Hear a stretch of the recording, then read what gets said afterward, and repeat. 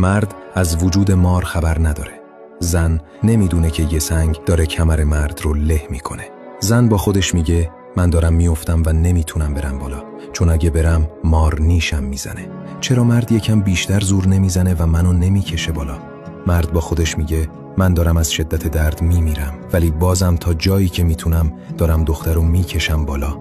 چرا اون یکم بیشتر تلاش نمیکنه و بالا نمیاد؟ نکته ی داستان اینه، تو فشاری که طرف مقابل زیرش قرار گرفته رو نمیبینی، همونطور که اون درد تو رو نمیبینه.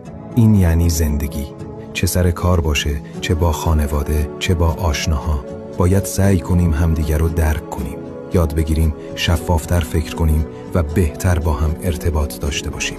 کمی فکر و صبر خیلی چیزا رو بهتر میکنه. اگه رشد رو دنبال نمی کنی، احتمالاً دیگه هیچ وقت ما رو نمیبینی. ولی اگه این کار رو انجام میدی، تبریک میگم. تو هر روز در حال رشدی.